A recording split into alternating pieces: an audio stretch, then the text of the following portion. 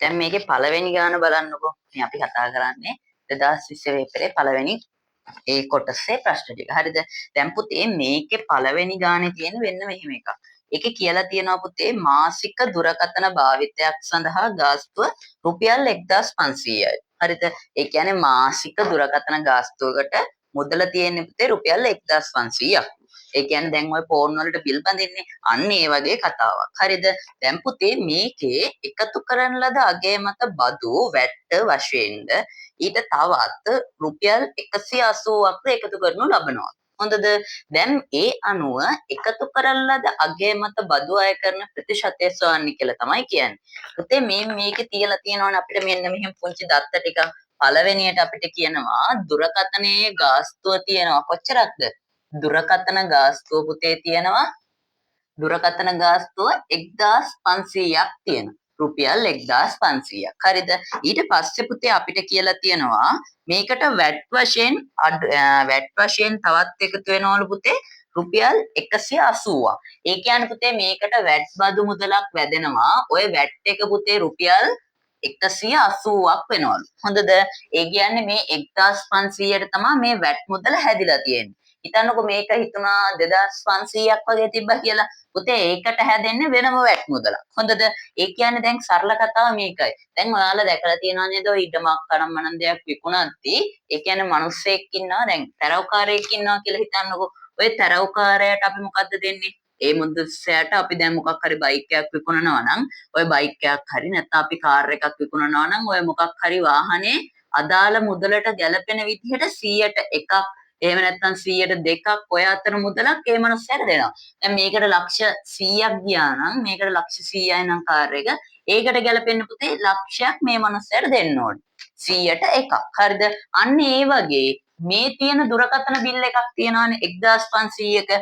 ඔය 1500ක් වෙච්ච දුරකථන මුදලට දුරකථන බිලට අපි එකතු කරලා තියෙනවා පුතේ වැට් අගයක්. ඒ වැට් අගය 180ක් වෙනවා. හොඳද? දැන් මේ ප්‍රශ්නේ පුතේ ඊට පස්සේ දිගට අපිට කියලා තියෙනවා තව දේවල් ටිකක්.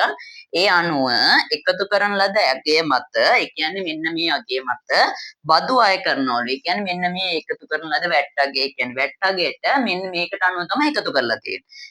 වැට් අගය මත බදු අය කරනු ලබන ප්‍රතිශතය සොයන්න. ඒකට ඒ කියන්නේ මේකයි. මෙයාට අනුව මේ 180ක් කියලා මුදලක් හැදුණානේ. ඒක 100ට එකක්ද, දෙකක්ද, තුනක්ද එහෙම දන්නවද අපි? එහෙම දන්නේ නැහැ. අපෙන් දැන් අහලා තියෙන්නේ ඔය වැට් බදු ප්‍රතිශතය හොයන්නේ කොහොමද කියලා. දැන් පුතේ හොඳට බලන්නකො මේක. අපි දන්නවා පුතේ වැට් අගයක් සම්බන්ධ වෙද්දී අපිට විශේෂ සූත්‍රයක් තියෙනවා. කියන්නේ අපේ මේ මුදල් සම්බන්ධවම උගන්වලා තියෙනවා ඔයාලට ඒකේ විශේෂ සූත්‍රයක්. පුතේ ඒකෙදි මේක ඕන ගානකට කියන්නේ මේ පාඩම ඉගෙනගෙන නැති කෙනෙක්ට උනත් මේක මතක තියාගෙන ඕන ගානක් හදන්න පුළුවන්. හරිද? පුතේ මේකට අපිට ප්‍රධාන වශයෙන් පොඩි දේවල් ටිකක් ඕන. හොඳද? දැන් අපි දන්නවනේ මේ 1500 හැදුනේ කාටද? මේ එකතු කරපු වැට් අගයට නේද? මේ එකතු කරපු වැට් අගය හැදුනේ මෙන්න මේ 1500ටනේ. පුතේ අපිට දැන් ඕනේ වැට් බදු ප්‍රතිශතයනේ. අපි ඕක දානවා පුතේ ප්‍රතිශතය සමානයි කියලා දාලා පුතේ අපි ප්‍රතිශතය සමානයි කියලා දාලා හදන්න ඕනේ. මේකේ අහලා තියෙන්නේ 1500ක්. ඔයාලට මේක ප්‍රශ්නේ වැටේ. 1500ක මුදලකට 180ක් වැට් වැදෙනවා කියලා. හොඳද? දැන් බලන්නකෝ ඕක. මේක හොඳට බලන්නකෝ. මේ 1500ට මේ 180 හැදුනේ නේද? අපි පුතේ සාමාන්‍ය විදිහට භාගයක් ලියා ගන්න ඕනේ. දැන් හිතන්නකෝ අපිට ඉඩමක් කියලා. ඉඩමකින් 4න් එකක් කාට හරි දෙනවා නම් අපි ඒක දාන්නේ කොහොමද? 4න් එකක් දුන්නා කියලා. ඔහොමනේ දාන්නේ නේද? අන්න එහෙම අපි 4න් එකක් කෙනෙක්ට දුන්නා කියලා කියනවානේ. අන්න ඒ වගේ කතාවක් තමයි පුතේ මෙතන තියෙන්නේ. මේ 1500 වටිනාකමට ගැලපෙන්නේ මේ 180 හැදුනේ නේද? මං කිව්වා 2500ක් තිබ්බොත් එහෙම මේ 180 නෙමේ ඒක වෙන අගයක් වෙන්න පුළුවන් කියලා. ඒකින්ද පුතේ අපි දන්නවා එකතු කළ නැත්නම් අපි කියමු මේකට අදාළ වටිනාකම. ඒ කියන්නේ දුරකථන ගාස්තුවේ හරි මොකක් හරි එකකට ගැලපෙන විදිහට කියන්නේ. හරිද? වටිනාකම වටිනාකම කියන කෙනාට අනුවනේ පුතේ මෙයා හැදුනේ. අර ඉඩමක් තිබ්බනම් හතරකට බෙදලා කොටස් ඒ හතරෙන් එකක් අපි දුවකට හරි පුතෙක්ට හරි කාට හරි දුන්නා. දැන් පුතේ එතකොට අපි ඒක දක්වන්නේ මෙහෙම භාගයක් විදියටනේ. ඒ වගේම තමයි පුතේ මේ වටිනාකමට හැදිච්ච මේ මුදල අපි කියනවා පුතේ වටිනාකමට ලැබුණු වැට් මුදල, වැට් බදු මුදල. හොඳද? ඒක පුතේ ගුණ කරන්න ඕන. අපි දන්නවා ඉතින් පුංචි කාලේ ඉඳන් ප්‍රතිශතයක් ගන්නවා නම් පුතේ අපි අනිවාර්යෙන් මොකද්ද කරන්න ඕනේ? 100ට 100ෙන් ගුණ කර ගන්න ඕනේ. 100ට 100ෙන් මෙයාව ගුණ කරනවා. දැන් පුතේ බලන්නකෝ අපි දන්නවා අදාළ වැට් මුදල 180යි කියලා. ඊට පස්සේ අපි දන්නවා පුතේ ඒ අදාළ භාණ්ඩයේ වටිනාකම කීයයි කියලාද? අදාළ භාණ්ඩයේ වටිනාකම 1500යි කියලා. දැන් ඔය දෙන්නම දන්නවා මේ පැත්තේ සුළු කරන්න තියෙන්නේ අවශ්‍ය දේවල් දෙක මේ දෙන්නනේ. 100ට 100 නම් කවදත් 100මනේ. ඒක වෙනස් වෙන්නේ නැහැ. දැන් පුතේ වැට් අගේ කීයද? වැට් අගේ 180යි. වැට් මුදල 180යි. පුතේ ඒ භාණ්ඩේ යම්කිසි මේක දුරකථනයක්නේ. මේ දුරකථන ගාස්තුවටනේ මේ වැට් අගේ හැදුනේ. එතකොට මේකට අදාළ වටිනාකම මොකද්ද? 1500යි කියන කෙනා 1500යි.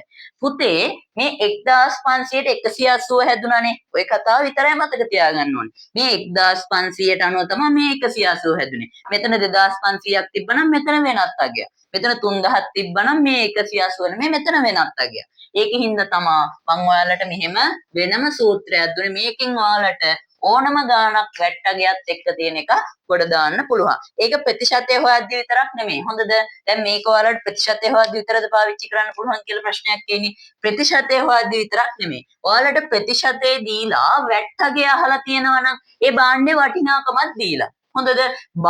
යම් කිසි දෙයක වටිනාකමක් දීලා ප්‍රතිශතයක් දීලා අපිට වැට්ටගය හොයනවා නම් මොකද කරන්න තියෙන්නේ?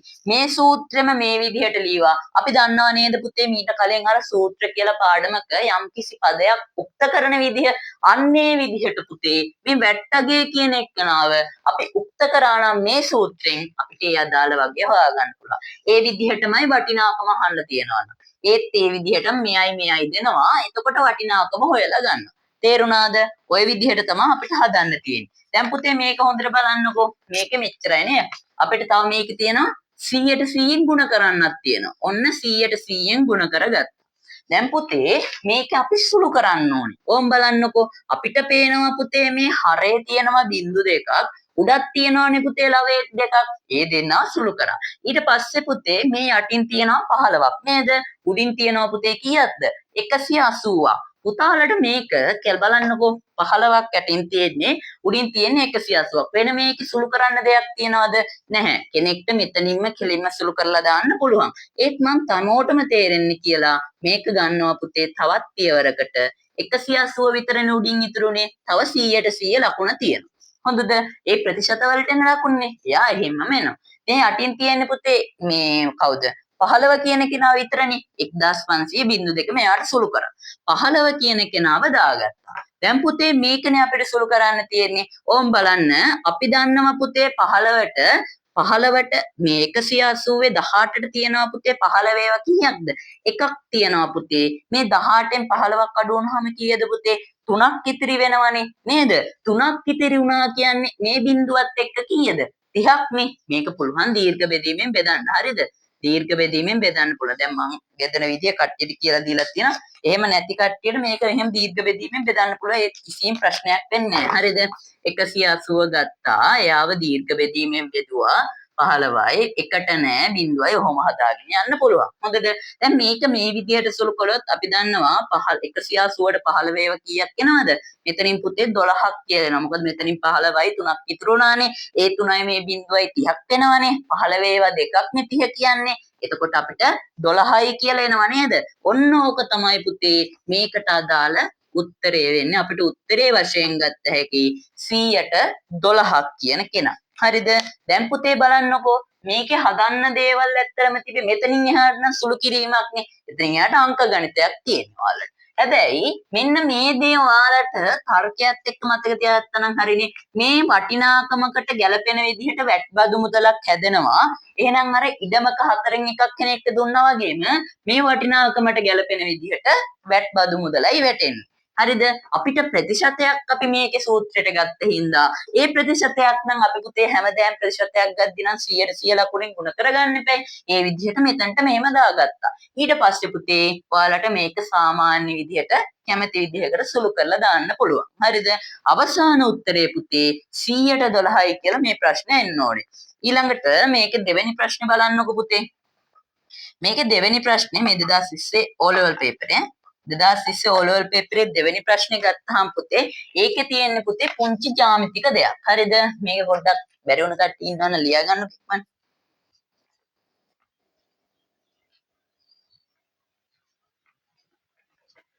ඔයාලා මේක ලියා ගන්න නැත්නම් ෆොටෝ ස්ක්‍රීන්ෂොට් එකක් ගහගන්න පුළුවන්. එහෙම කරන්න. හරිද? දැන් පුතේ බලන්නකො මේකේ දෙවෙනි ප්‍රශ්නේ. මේකේ දෙවෙනි ප්‍රශ්නේ තියෙන්නේ පුතේ x වල අගය සොයන්න කියලා තියෙන්නේ. ඒක මේ පොඩි ජ්‍යාමිතික කොටසක් තියෙන්නේ. මේ වගේ ප්‍රශ්න අපි කලිනුත් කතා කරලා තියෙනවා. හරිද? මේ ජ්‍යාමිතික ප්‍රශ්න ඇත්තටම ලොකු දෙයක් නෑ. පොඩි දේවල් ටිකක් තියෙන්නේ. හොඳට බලන්නකො. පුතේ මේ ජ්‍යාමිතික ප්‍රශ්නේ මෙහෙම සරල තල රූපයක් ඔයාලට දීලා තියෙනවා. මෙහෙම පුතේ මෙන්න මෙහෙම ත්‍රිකෝණයක් තියෙනවා. ඒ ත්‍රිකෝණේ පාදයක් දික් කරලායි තියෙන්නේ. පුතේ අපි දන්නවා යම්කිසි ත්‍රිකෝණයක පාදයක් දික් කරපුවාම ඔයාලට අර ත්‍රිකෝණයට පොඩි ප්‍රමේයයක් කියලා දුන්න මතකද? ඕම් මේක මතක් කරගන්නකො අපව. යම්කිසි ත්‍රිකෝණයක පාදයක් දික් කිරීමෙන් සෑදෙන බාහිර කෝණය. ඒ කියන්නේ පුතේ වෙන්න මෙයා. තේරෙන සිංහලෙන් කිව්වොත් මෙහෙමයි. මෙන්න මෙතනින් මේ පාදයක් දික් කරලා හැදෙනවනේ බාහිර කෝණයක්. ඒ වගේ මෙන්න මේ පාද දික් කරොත් මෙතන හැදෙනවා. මේ පාද දික් කරොත් මෙතන හැදෙනවා. කොහොම හැදෙනවනේ? මේ පාද දික් කරොත් ඒත් එහෙම හැදෙනවා. හරිද? ඔය කොයි විදියකට හරි පාදයක් දික් කරපුවාම පුතේ යම්කිසි බාහිර කෝණයක් හැදෙනවනේ නේද? ඔන්න ඔය මේ කියන බාහිර කෝණය පුතේ අභ්‍යන්තරේ. ඒ කියන්නේ පුතේ මේ ත්‍රිකෝණය ඇතුලේ තියෙනවනේ. ත්‍රිකෝණය ඇතුලේ අපි දන්නවා මෙහෙම කෝණ ටිකක් අපිට දාගන්න පුළුවන්. කෝණ 3ක් තියෙනවා. මේ සමාන කෝණ නෙමෙයි. හරිද? මේ මම සමාන විදිහට ගැහුවට සමාන කෝණ නෙමෙයි. මේකේ පුතේ ඇතුලේ තියෙනවනේ පුතේ මෙහෙම කෝණ 3ක්. මෙතන එකයි, මෙතන එකයි, මෙතන එකයි. ඔහොම පුතේ කෝණ 3ක් වෙන්න මෙයාගෙත් තියෙනවනේ. හොඳට බලන්නකෝ. මෙයාගේ ඇතුලේ 1යි 2යි 3යි කෝණ 3ක් තියෙනවා. මේ කෝණ 3 පුතේ මේ අභ්‍යන්තර, ඒ කියන්නේ අභ්‍යන්තර කෝණ දෙකක් මෙයාගේ එකතුවට සමාන වෙනවා කියලා තමයි ඔය ප්‍රමේයයෙන් තියෙන්නේ. මේ ත්‍රිකෝණේ පාදයක් දික් කරානේ පුතේ නේද? පාදයක් දික් කරා. ඊට පස්සේ පුතේ මෙතන හැදෙනවනේ බාහිර කෝණයක්. ඔය කෝණය පුතේ අභ්‍යන්තර මෙන්න මේ තියෙන සම්මුඛව. ඒ කියන්නේ මෙහෙම තියෙන කෝණ දෙකට එකතුවට සමානයි. පුතාලට මම ඔක එන විදිහත් ඕන්නම් කියලා දෙන්නම්. හරිද? එන විදිහ බලන්නකො පුතේ. මෙහෙම සරල කතාවක් තියෙන්නේ. අපි දන්නවා පුතේ යම් කිසි මේ වගේ ඔයාලා දන්නවනේ මෙහෙම ප්‍රමේයක්. යම් කිසි ලක්ෂයක් කොහොම ඇන්දොත් එහෙම සරල රේඛාවක ඒක වටා අපි දන්නවා පුතේ අංශක 180ක් තියෙනවා කියලා. මේක එන විදිය මතක තියාගත්තා නම් මේ ප්‍රමේය කියන එකම ඕනේ නැහැ. ඔයාලට ගාන හදන්න හොඳට මතක හිටිනවා. එතකොට ඒකයි මම කියලා දෙන්නේ. පුතේ මෙහෙම අපි දන්නවා ලක්ෂයක් දැම්මහම ඒක වටා අංශක 180ක් තියෙනවා. ඒක වටේටම කැරකුණොත් පුතේ අංශක 360ක් තියෙනවා. නේද? දැන් පුතේ මේ වගේම තියෙන එක්කෙනෙක් හිතන්නකෝ මෙන්න මෙහෙම තියෙන කෙනෙක් කියලා. අපි දන්නවා මෙන්න මෙහෙම කෝණ දෙකක් තිබ්බොත් අපි මේ කෝණ දෙකට මොකක් හරි ඉංග්‍රීසි අකුරු දෙකක් දාගමු. අපි කියමු මෙතන A, මෙතන B, මෙතන C, මෙතන D කියලා. පුතේ ABC කියන මෙන්න මේ කෝණය. හොඳද? CBD කියන මෙන්න මේ කෝණය. එකතුව කීයද? ඒ දෙන්නගේ එකතුවත් පුතේ අංශක 180ක් වෙන්න එපයි නේද? මොකද පුතේ ඒකට හේතුව මෙතන පුතේ අපි කතා කරා ලක්ෂයක් වටා සම්පූර්ණ, ඒ කියන්නේ සම්පූර්ණ වටයක් කරකුණොත් 360යි. පුතේ ඒකෙන් භාගයක් කරකුණොත් ඒ කියන්නේ 360න් භාගයක් නේ. ඒ කියන්නේ අංශක 180යි. ඒ කියන්නේ මේ කෝණ දෙකේ එකතුවත් අංශක 180ක් වෙන්න ඕනේ. ඔයාලා මේක දිහා හොඳට බලන්නකෝ. මෙතන ඉඳන් මෙතනටත් තියෙන පුතේ සරල රේඛාවක්. ඔය සරල රේඛාව මෙන්න මෙහෙම තවත් සරල රේඛාවකින් සපලා ඒ කියන්නේ වෙන් කරලා මේ විදිහට තියෙනවා. හොඳද? එහෙම තියෙද්දි පුතේ මෙන්න මෙතන තියෙන කෝණයයි මේ ඇතුලේ තියෙන කෝණයාගේ දෙන්නගේ එකතුව මොකක් වෙන්න ඕනේද? අංශක 180ක් වෙන්න ඕනේ. තේරුණාද? එතකොට පුතේ මෙතන කෝණයයි මෙතන කෝණයයි දෙන්නගේ එකතුව අංශක 180ක් වෙන්න ඕනේ නම් හොඳද? අපි දන්නවනේ පුතේ මෙහෙම ප්‍රමේයක් කොහොම ප්‍රමේයක්ද? ත්‍රිකෝණයක අභ්‍යන්තර කෝණ තුනේ එකතු අංශක කීයක් කියලාද අපි ඉගෙනගෙන තියෙන්නේ? අංශක 180ක් කියලා ඉගෙනගෙන තියෙනවා නේද? ත්‍රිකෝණයක අභ්‍යන්තර කෝණ තුනේ එකතුව. දැන් පුතේ ත්‍රිකෝණයක අභ්‍යන්තර කෝණ නම් මේ ත්‍රිකෝණයේ අභ්‍යන්තර කෝණ කවුද? මෙන්න මෙයයි මෙන්න මෙයයි. මේ ඩොට් එක දාලා තියෙන කෝණේ, කතිර දාලා තියෙන කෝණේ, හරිය දාලා තියෙන කෝණේ. ඔය කෝණ තුනේ එකතුව පුතේ කීයක් වෙන්න ඕනේද? අංශක 180ක් වෙන්න ඕනේ. නේද? අංශක 180ක් වෙන්න ඕනේ. දැන් මම මෙතන කෝණය හරියට කීයද කියලා මේ මැනලා කියනව නෙමෙයි. හැබැයි මම ඔයාලට මෙහෙම කියන්නම්. හොඳද? පුතේ මෙතන කෝණය අපි හිතමුකෝ අංශක 110යි කියලා නිකමට. අංශක 110යි කියලා නිකමට හිතමු. හොඳද? මේකටත් ඒකද දන්නේ නැහැ. ඒක වෙන්නත් පුළුවන්. මේකේ දීලා තියෙන අංශක 110යි කියලා. ඔව් මේ ගානේ දීලා තියෙන 110යි. දැන් පුතේ ඕක දිහා හොඳට බලන්නකෝ. මෙතන අංශක 110යි නම් පුතේ අපි කතා කරා මෙතන මේ දෙපැත්තේ තියෙන කෝණය කීයද? කෝණය අංශක කීයක් වෙන්න ඕනේද? අංශක 180ක් වෙන්න එපේ. මේක අංශක 180යි කියලා. ඒ කියන්නේ පුතේ මෙයා 110යි නම් මෙයා අංශක කීයක් වෙන්න ඕනේද? අනිවාර්යෙන් අංශක 70ක් වෙන්න ඕනේ. එතකොට මෙතන සම්පූර්ණ කෝණය අංශක 180ක් වෙන්නේ. දැන් පුතේ මෙතන කෝණය අංශක 70යි නම් හොඳද? අපි දන්නවා මෙතන කෝණයට අපි ගමු x කියලා. මෙතන කෝණයට අපි ගමු පුතේ y කියලා. මෙයාව අපි නිකමට හිතමු අගය දැනට දන්නවා. හැබැයි z කියලා හිතමු. හොඳද? දැන් පුතේ මෙතන කෝණය z, මෙතන කෝණය x, මෙතන කෝණය y. ඔය කෝණ තුනේ එකතුව අංශක 180ක් වෙන්න එපා. ඔයාලට මතකද පුංචි කාලේ කියන්නේ මේ 9 වසරෙන් 10 වසරේ මුලයි වගේ ඔයාලා මේ වගේ කෝණ ත්‍රිකෝණයක් ඇඳලා ඒ ත්‍රිකෝණෙ මෙහෙම කෑලි කැපුවා. කොහොම කෑලි කපලා මේ ගන්නවනේ කෝණ තුන නේද පුතේ? ඔය කෝණ තුන ඔයාලා මෙහිම සරල රේඛාව කොහොම වටේට ඇලෙව මතකද? ඒ කියන්නේ ඒකෙන් කිව්වෙත් මේකේ මේ වටේ කෝණ තුනේ අභ්‍යන්තර කෝණ තුනේ එකතු අංශක කීයක් කියලාද? 180ක් කියලා තමයි අපි හදලා බැලුවේ. හොඳද? දැන් එතකොට ඒ කියන්නේ මේ අභ්‍යන්තර කෝණ XYZ කියන තුන් දෙනානේ. ඔය තුන් දෙනාගේ එකතුව කීයක් වෙන්න ඕනේද පුතේ? අංශක 180ක් වෙන්න ඕනේ. දැන් අපි බලමුකෝ ඒ කතාව ලියලා x කෝණයයි y කෝණයයි පුතේ මේ z කෝණයෙහි එකතුවයි කීයක් වෙන්න ඕනේද? අංශක 180ක් වෙන්න ඕනේ. හොඳද? අංශක 100. දැන් මේ ගාන නෙමෙයි මේ ප්‍රමේය. ඒක මතක තියාගන්න. පාඩම් කරනවා නෙමෙයි ගණිතයේදී අපි පාඩම් කරලා වැඩක් නැහැ. හරිද? අපි මේ වගේ කියන්නේ මේක හැදෙන්නේ කොහොමද? දැන් මේ ප්‍රමේය ආවේ කොහොමද? ඒ ප්‍රමේයෙන් හේතුව මොකද්ද? එහෙම පොඩ්ඩක් අපි පොළේ ටිකක් දා ගන්න ඕනේ. මේක ආවේ කොහොමද? එතකොට තමයි ඔයාලට ගණිතය කියන එක ඉගෙන ගන්න පව ආස වෙන්නේ. කොහොම බලන්නකෝ ඒ කතාවත්. දැන් මේවා ඔයාලට මතකයි කියලා හිතලා මම මකලා දානවා.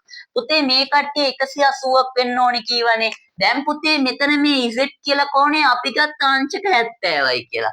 ඒක එහෙම උනේ මේ වගේ අපි සරල රේඛාවක මෙහෙම තව සරල රේඛාවක් ගැහුවොත් මේ කෝණයයි අංශක 180ක් වෙන්න ඕනේ. අපි නිකමට හිතුවා මෙතන කෝණය අංශක 110යි කියලා. මෙතන කෝණයේ අංශක 110යි කියලා නිකමට හිතලා මෙතන කෝණය අපි ගත්ත කීයයි කියලාද?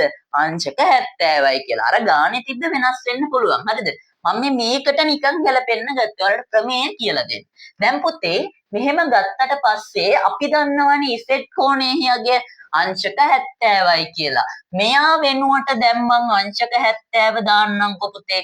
ඔන්න අංශක 70 දැම්මා. අංශක 70 සමාන වෙනවා 180ට. හරිනේ නේද? මේකම දැම්මා z අපි දැන් නිකමට දාගත්තාගේ ආදේශ කරා. යා එන්න හේතුවකුත් තිබ්බා අංශක 180 කතාව. අන්න ඒකින්ද. දැන් පුතේ අපි දන්නව නේද මෙහෙම සංඛ්‍යාවක් මෙතන ඉලක්කමක් තියෙද්දි මොකක් හරි එකක් තියෙද්දි එහා පැත්තට යද්දි මොකක් වෙලාද යන්නේ? ඍණ වෙලයි යන්නේ. ඒ කියන්නේ මේ පැත්තට 70 ධන 70 අයින් කරන්න අපි දානවා ඍණ 70. එයාම මේ පැත්තටත් දානවා. මේ පැත්තේ ධන 70යි අර ඍණ 70යි මොකද වෙන්නේ?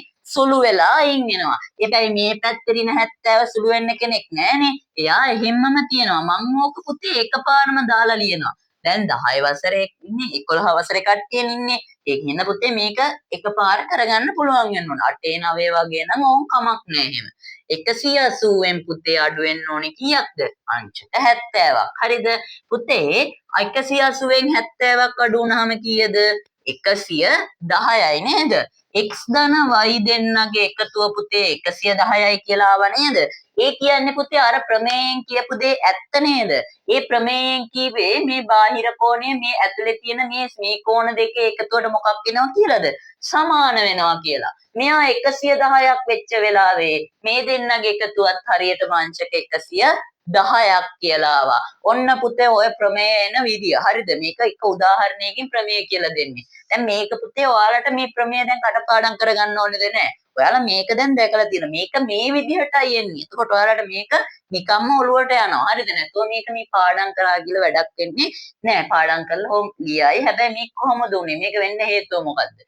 එතකොට තමයි ඔක පාඩම් කරලා ජ්‍යාමිතිය කරන්න ගියපුවම තමයි මොකක් වෙන්නේද?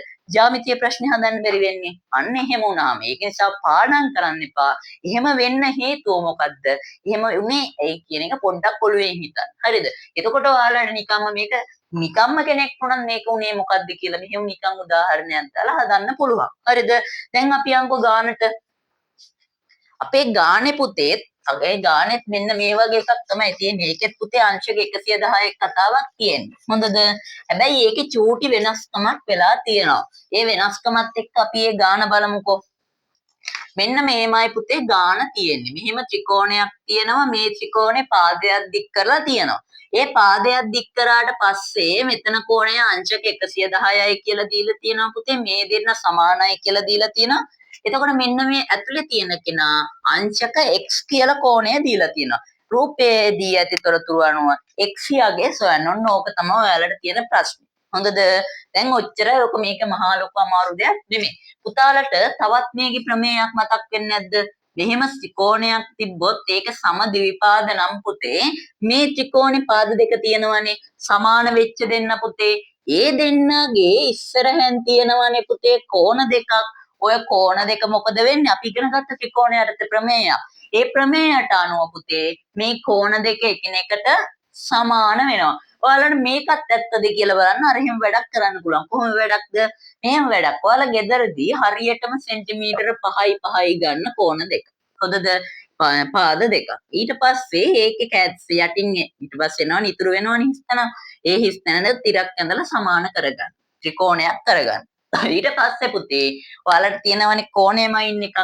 අන්නේ කෝණමානෙන් මෙන්න මේ කෝණයයි ඉන්න පුතේ හරියටම සමානයි කියලා පේනවා. හොඳද? එහෙම කියන්නේ ගණිතයෙන් රසවත් එක. ඒක හරියට ඉගෙන ගන්න ඒක ක්‍රියාකාරකම් එක්ක මේ දේවල් ඇත්තද කියලා බල එහෙම ඉගෙන ගන්න විෂයක් තමයි ගණිතයයි විද්‍යාවත් ගොඩාක් දුරට එහෙමයි. හොඳද? ඒකින්ද එහෙම කරලා බලන්න. එතකොට ඔයාලට මේ ප්‍රමේයයත් ඇත්ත කියලා ඔයාලටම තේරෙයි. හොඳද? දැන් පුතේ ඒකට අනුව ඒ ප්‍රමේයට අනුව මේ පාද දෙන්න සමානයිනේ. ඒ කියන්නේ මේ පාදයට ඉස්සරහින් තියෙන මේ කෝණයයි මේ පාදයට ඉස්සරහින් තියෙන මේ කෝණයයි මොකද වෙන්න ඕනේ? එකිනෙකට සමාන වෙන්න ඕනේ. ඒ කියන්නේ මෙයා x අංශක නම් මෙයාත් x අංශක වෙනවා කියන එක තේරුණා නේද? දැන් පුතේ අර කලින් කතා කරපු ප්‍රමේය අහපව. මේම ලක්ෂයක් ගත්තොත් ඒක වටේට තියෙනවම අර්ධයක් ගියපුවාම වටේට අර්ධයක් ගියපුවාම ඒකෙන් හම්බ වෙන කෝණයේ අංශක කීයද? අංශක 180යි. දැන් පුතේ මේක අංශක 180 නම් මෙතනක් තියෙන්නේ එහෙම එකක් නේ. මෙතන කෝණ දෙකේ එක්කෙනෙක්ගේ අපි දන්නවා. එක්කෙනෙක් 110යි අනිත් කෙනා x කියලා තියෙන්නේ. දැන් එක්කෙනෙක් දන්නවා නම් අනිත් එක්කෙනා හොයන්න පුළුවන්නේ. කොහොමද හොයන්නේ? x අංශක ධන 110යි අංශක එකතු වුණාම සමාන වෙන්න ඕනේ කාටද? 180යි අංශක වලට. හොඳද? දැන් ඕකනේ අපි ලියා ගන්න ඕනේ. ඕකට පස්සේ පුතේ මෙතන x අංශකව අපිට උක්ත කරගන්න පුළුවන්නේ මෙන්න මෙයාව එහා පැත්තට දැම්ම ඍණ විදිහට 180 අඩු කිරීම අංශක 110යි කියලා එනවා. පුතේ 180න් 110ක් අඩු වුණාම කීයද? අංශක 70යි කියලා ඔන්න අපිට එනවා. අංශක 70යි. දැන් පුතේ මෙයා අංශක 70යි කියලානේ අපිට ආවේ නේද? මෙයා අංශක 70යි නම් මෙයාත් අංශක 70යි. ඔයාලගේ ගානේ නම් අහලා නැහැ උඩ තියෙන කෝණය. ඒත් පුතේ ඔයාලට මේකේ උඩ තියෙන කෝණය නිකමට මම හොයන විදිහට දෙන්නම්. හරිද? මෙතන අංශක 70 නම් මෙතනත් අංශක 70යි. ඒ කියන්නේ මේ දෙන්න සමාන වෙනානේ. අපි දන්නවා ත්‍රිකෝණයක අභ්‍යන්තර කෝණ තුනේ එකතුව කීයද? අංශක 180යි. පුතේ මේ දෙන්න අංශක 70යි මෙයානේ දන්නේ නැත්තේ. මෙයාගේ එකතු මෙයාව හොයාගන්න පුළුවන් මේ දෙන්න එකතු කරා එයාව මෙයාගෙන් අඩු කරලා. පුතේ මේ දෙන්නගේ එකතුව දෙන්නම එක සමාන හින්දා එක්කෙනෙක් දෙකෙන් ගුණ කරත් හරි. නැත්නම් දෙන්නම එකතු කරා. අංශක 140යි කියලා එනවා පුතේ. ඒක මෙයාගෙන් අඩු කරපුවාම මෙන්න මෙතන තියෙන කෝණය ගන්න පුළුවන්. එතකොට අපිට අංශක 40ක් කියලා එනවා මෙන්න මෙයාව. හොඳද? ඒක මේ ගානේ නෑ හදන්නේ කියලා. ඒ උනාට මතක තියාගන්න මේ ගණන් වැඩිපුර ඇදුවා කියලා මොකුත් වෙන්නේ නෑ. හරිද? දැන් අපි යන්කෝ මේකේ ඊළඟ ගානට මේක ලියා ගන්න ඕන කට්ටිය ඉක්මන ලියා ගන්නකො.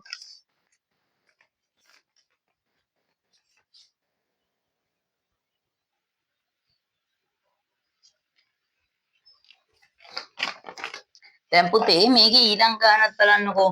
මේකේ ඊළඟ ගාන තියෙන්නේ බීජීය භාගවලින්. හොඳද? ඒ බීජීය භාග කොටස පුතේ ඔයාලට 10 වසර තිබ්බ කොටසෙන් තමයි හදන්න තියෙන්නේ. ඉතින් මේක 10 වසර කෙනෙක් බලුවා නම් මේක හදන්න ඒත් පුළුවන් වෙන්න ඕනේ. හොඳද? දැන් බලන්නකෝ පුතේ බීජීය භාග එකතු කිරීම අඩු කිරීම අප උගන්වන්නේ කී වසරෙන්ද? 10 වසරේ. ඊට පස්සේ පුතේ බීජීය භාග ගුණ කිරීම බෙදීම 11 වසරෙන් අපි උගන්වනවා. දැන් පුතේ මේකේ තියෙන්නේ මෙන්න මෙහෙම එකක්. හොඳද? කොහොම එකක්ද? x හරය තියෙනවා උඩ තියෙනවා 1 අඩු කිරීම 1ට 3යි x සමාන වෙනවා පුතේ 3න් 2යි. ඔන්න ඔහොමයි ගාන තියෙන්නේ. දැන් පුතේ මේ ගානේ මහා ලොකු දෙයක් නෑ ඇත්තටම. අමාරු ගානකුත් නෙමෙයි. ඊට වඩා අමාරු ගානක් අපේ වීඩියෝස් වලත් තියෙනවා. හරිද? දැන් බලන්නකෝ මේකේ මෙන්න මෙහෙම චූටි වැඩ ටිකක් කරන්න තියෙන්නේ. වීජීය භාග පාඩම යටතේ. දැන් පුතේ මේකේ මේ x වලින් තියෙනවා 1 මෙතන 3යි x උඩ 1 මෙතන 3 උඩ 1. නැත්තම් දෙක බෙදීම 3යි ඔහොම කියන්නත් පුළුවන්. හොඳද? දැන් පුතේ මේ ගාන හදන්නේ මෙන්න මේ විදිහට සරලව මතක තියාගන්න. පුතේ මෙතන x හා මෙතන තියෙනවා මොකක් හරි 3යි x හරි මොකක් හරි. දැන් නිකන් හිතන්නකෝ දෙකෙන් එක ධන අඩු කරන්න තියනවා කියලා හිතන්නකෝ. 3න් 1 මෙහිම තියනවා නම් පුතේ අපි මොකද්ද කරන්නේ? මුලින්ම පුතේ මේ යට තියෙන හරයවල් සමාන කරගන්න ඕනේ. ඔය කතාවමයි පුතේ අපි බීජීය භාගවලටත් පාවිච්චි කරන්නේ. මේ දෙන්න එකතු කරන්න හෝ අඩු කරන්න නම් අපි මොකද්ද කරන්න ඕනේ? බීජීය භාග පාඩමට අනුව සහ භාගවල අපි සාමාන්‍ය ගන්න විදිහට මේ දෙන්නගේ හරයන් දෙක සමාන කරගන්න ඕනේ. ලවයන් සමාන කරන්න ඕනේ. යාලා කැමති විදිහට හිටපුවාවේ අපිට හරයන් සමාන කරද්දී ලවයන් දෙකත් වෙනස් වෙන්න පුළුවන්. හොඳද? දැන් බලන්නකො පුතේ මෙතන 3ix තියෙනවා මෙතන x තියෙනවා. අපිට හරය සමාන කරන්න නම් මේකේ කරන්න පුළුවන් මොකද්ද? මෙයාවත් පුතේ 3ෙන් ගුණ කරා නම් මෙතන 3ix ට මෙයා ගැලපෙනව නේද? ඔන්න ඔය වැඩේ දැන් අපි කරමු. මෙයාව ගුණ කරා පුතේ 3ෙන්. මෙයාත් 3ෙන්. දැන් පුතේ දෙන්නම 3ෙන් ගුණ කරා ඊට පස්සේ යට හරය කීය දෙන්නේ? 3ix. මෙතන පුතේ හරය ගුණ කරනවා නම් ලවයත් අනිවාර්යෙන් ගුණ කරන්න. ඒක ඕනම භාගයකට නියතයි. හොඳද?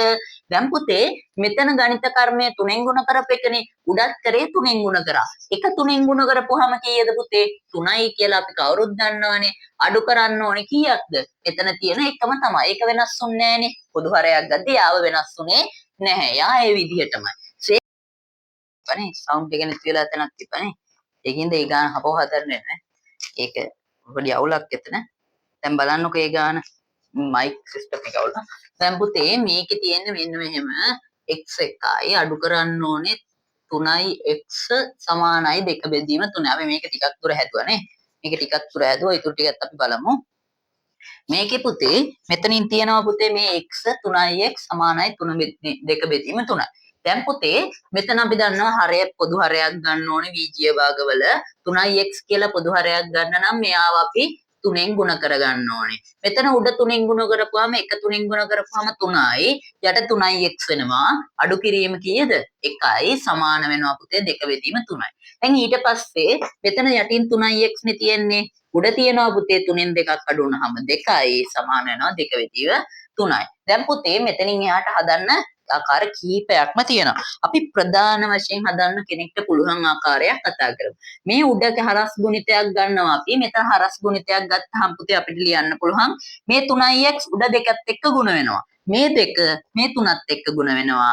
ඔන්න ඔහොම අපිට දාගන්න පුළුවන්. තේරුණාද? ඊට පස්සේ පුතේ මෙතන අපි දන්නා 6ක් කියලා එනවා මෙහා පැත්තෙත් 6යි x කියලා එනවා. අපිට x පොදු පදයක් x තනි කරගන්න ඕනේ. x තනි කරන විදිය බලමු. 6යි x සමානයි 6 කියලානේ තිබ්බේ. මේ 6න් පුතේ දෙපැත්තම බෙදුවා නම් x තනි වෙනවා x සමානයි 1යි කියලා එනවා. එහෙම නැතුව කෙනෙක් හදනවා නම් මේ විදියටත් බලන්න පුළුවන් පුතේ. 2 බෙදීම 3යි x සමානයි 2 බෙදීම 3යි. ඔයාලට මෙතන මේ x කියලා තියෙනවනේ නේද? ඒ x අපිට මේ පද දෙකම අනිත් පැත්ත පෙරලා ගන්නවා. අපි කියන්නේ ඔය පරස්පරයක් ගන්නවා කියලා. අපි දෙකේම පරස්පරයක් ගන්න ඕනේ. ඒ කියන්නේ මෙහෙම. මේ 3x උඩට දැම්මා 2 යටට දැම්මා. මේකේ 3 උඩට දැම්මා 2 යටට දැම්මා. වෙනසක් සිද්ධ වෙන්නේ නැහැ. දෙකේම පරස්පරය ගත්තා. දැන් පුතේ මේ 2යි මේ 2යි මේ 3යි මේ 3යි සුළු කරලා අවසානයේ x සමානයි 1යි කියලාත් ගන්න පුළුවන්. හරිද? දැන් ඔහොම ඔයාලටත් ඕක සුළු කරගන්න පුළුවන්. දැන් එතකොට ඔයාලට ඔය ගන්න තේරුණා නේද? මහලොකු අමාරු දෙයක් තිබ්බේ නැහැ නේ. කලිනුත් භාගයක් සාකච්ඡා කරා. ඒකෙත් මේ පොඩි අවුලක් ගිහින් තමයි අපව හැදුවේ. හොඳද? දැන් පුතේ ඊළඟ මිනිස් දින ගානක් තියනවා නේද? ඒකට යන්නකෝ. ඊළඟට මේ 2020 පේපරේ තියෙනවා මිනිස් දින ගාන. දැන් මේ මිනිස් දින ගානක් බලමුකෝ.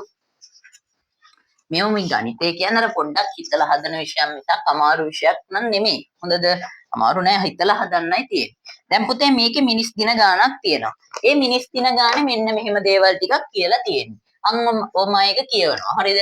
මිනිසුන් 4 දෙනෙක්. මිනිස්සු 4යි.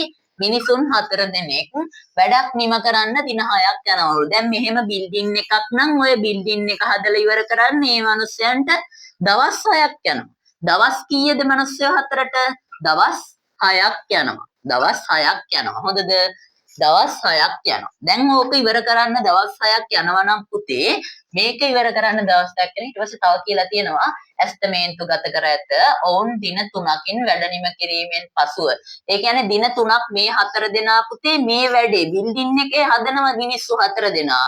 දින 3ක් හදලා ඉවර කරාට පස්සේ දවස් 3ක් හදලා ඉවර කරාට පස්සේ මොකද්ද මේකේ වෙන්නේ? තවත් මිනිස්සු දෙන්නේ කණ්ඩායමට ඇතුළත් වෙනවා. මේ 4 දෙනාට තව දෙන්නෙක් ඇඩ් වෙනවා පුතේ. මිනිස්සු දෙන්නෙක්. මේ මිනිස්සු දෙන්න එකතු වෙනවා. කණ්ඩායමට එකතු වෙනම් එම වැඩේ තව දින කීයකින් ඉවර කළ හැකිද? තව දින කීයකින් ඉවර කරන්න පුළුවන්ද කියලා තමයි අහලා තියෙන්නේ. හොඳද? දැන් මේක මේ මෙහෙම දේවල් ටිකක් තිබ්බේ මිනිස්සු 4 දෙනෙක් දවස් 6කින් වැඩක් කරන්න බාර අරන් තියෙනවා කියලා හිතන්නකෝ බිල්ඩින් එකක් හදන්න. පුතේ ඒ මිනිස්සු 4 දෙනා තමන්ගේ පාඩුවේ වැඩේ කරලා ඉවර කරනවා හරියටම දවස් 3ක්. දවස් 3ක් කියන්නේ පුතේ දවස් 6ක් යන වැඩෙන් දවස් 3ක් ඉවර කළා. ඒ කියන්නේ දවස් වලින් භාගයක්ම වැඩ කරලානේ.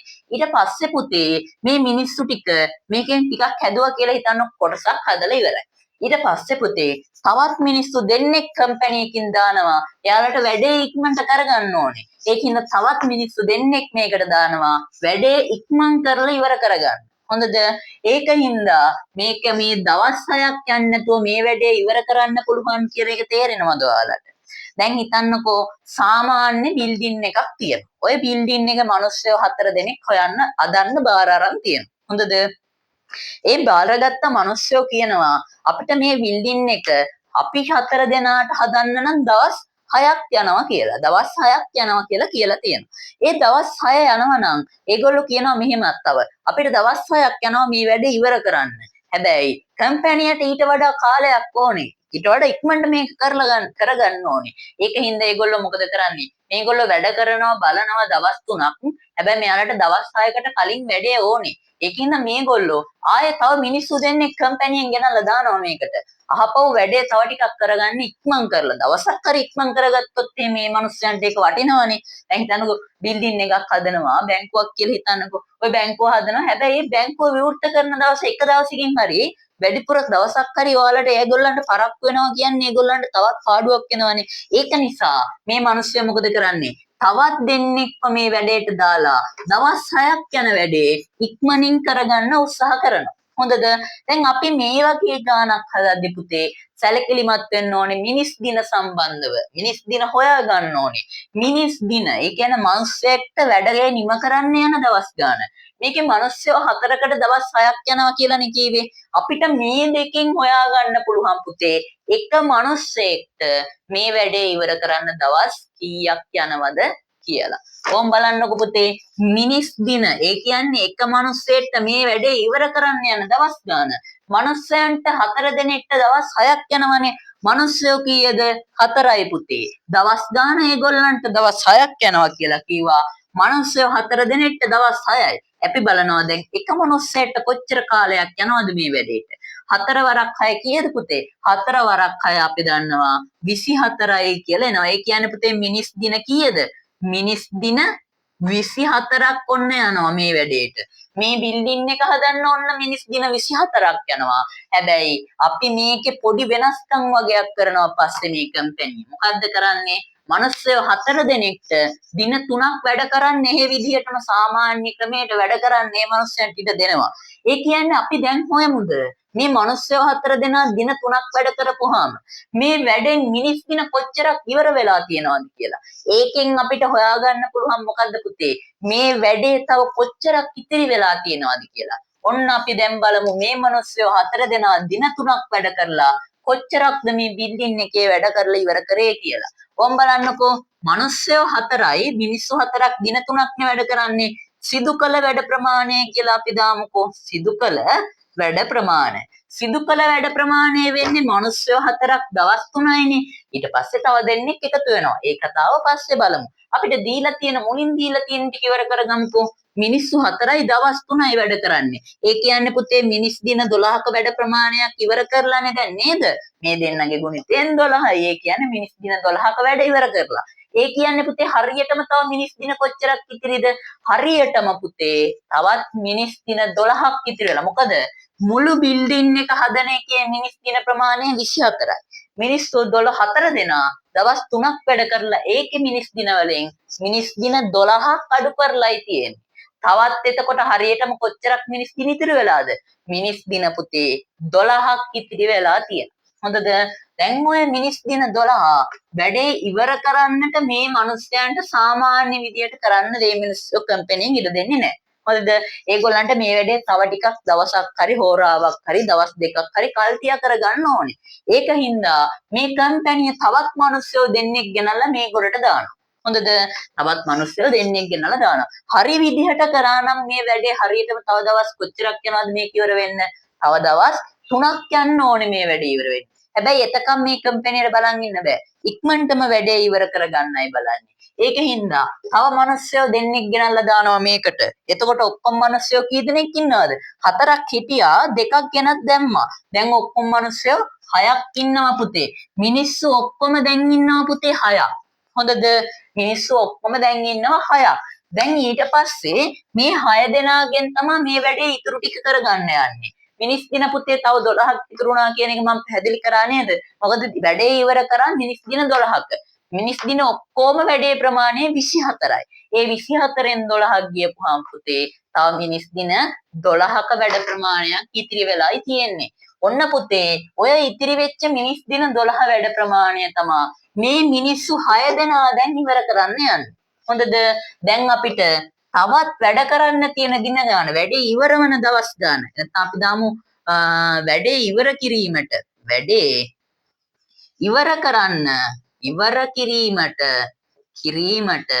යන දින ගණන දැන් පුතේ මේ වැඩේ ඉවර කරන්න යන දින ගණන තමයි බලන්න යන්නේ. හොඳද? ඒක කරන්නේ මෙන්න මෙහෙමයි. මිනිස්සු 6 දෙනෙක් දැන් ඉන්නවනේ. මිනිස් දින ඉතුරු වෙලා තියෙන්නේ 12යි. හොඳද? මිනිස්සු මිනිස් දින 12ක් ඉතුරු වුණානේ. හැබැයි දැන් මිනිස්සු 6 දෙනෙක් ඉන්නවා.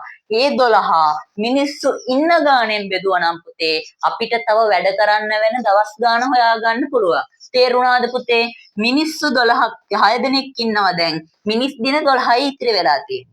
12න් බෙදුවාම පුතේ අපි දන්නවා 6 වරක් 2 12යි. එතකොට පුතේ තව දවස් කීයයිද යන්නේ මේ වැඩේ ඉවර කරන්න? හරියටම පුතේ තව දවස් 2යි මේ වැඩේ ඉවර කරන්න යන්නේ. තේරුණාද ඔයාලට? දැන් ඒ කියන්නේ මේ වැඩේ කරන එක මිනිස් දින ඉවර කරන්න යන දින ප්‍රමාණය කොච්චරක්ද? දින 2යි තව යන්නේ. හරිද? දැන් පුතේ අපි මේ වීඩියෝස් වල ඒ කියන්නේ කතා කරන්නේ මේ 20යි 20 ප්‍රශ්න පත්‍රය 20යි 20 නේ.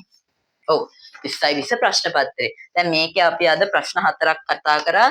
ඊළඟ වීඩියෝ එකකනුත් අපි මේ වගේ ප්‍රශ්න ටිකක් කතා කරමු. මේක පැහැදිලි කරලා ගොඩාක් යන හින්දා ගොඩාක් ලොකු වීඩියෝස් දාන්න වෙනවා. ඒ හින්දා එහෙම දාන්න නැතුව ඔයාලට බලන්නත් ලේසි වෙන්න අපි කොටස් කඩලායි දාන්නේ. හොඳද? එහෙනම් පුතේ ඊළඟ වීඩියෝ එකක් බලන්න ඔයාලට මේකෙම ප්ලේලිස්ට් එකක් ඇති ඒකෙන් බලන්න පුළුවන්. හොඳද? දැන් ඒකෙන් බලන්න ඔයාලා මේක ඉතුරු වීඩියෝ ටිකත් අපි මේ channel එකේ මේ විදිහටම අපව දානවා. හොඳද? 2020 න් අතර වෙන්නේ නැහැ 20 21 22 23 24 25. හරිද? ඔය හැම එකම දාන්න දැන් 25ට යනකන් ඉවර. ඊට පස්සේ 26ක් આવොත් 26ක් දාන්න. 27ක් આવොත් 27ක් දාන්න. ඔහොම හරිද? දැන් පුතේ මේක ඔයාලට තේරුණා නේද? එහෙනම් පුතේ අපි ඊළඟ වීඩියෝ එකත් එක්ක තිබුණේ නෝන් ඊළඟ වීඩියෝ එක ඔයාලට තියෙන හරි ලස්සන ගානක්. හරිද? ඒකත් හදන්න හිතනවා. අපි ඊළඟ වීඩියෝ එකෙන් ඒකත් බලමු. ශිශු කෝණාශ්‍රයත් එක්ක සම්බන්ධ 5 වෙනි ගාන. හොඳද? එහෙනම් පුතේ මේ ඔයාලා හැමෝටම ආයිබෝන් පුතේ ඊළඟ වීඩියෝ එකත් එක්ක එකතු වෙන්න ඔයාලා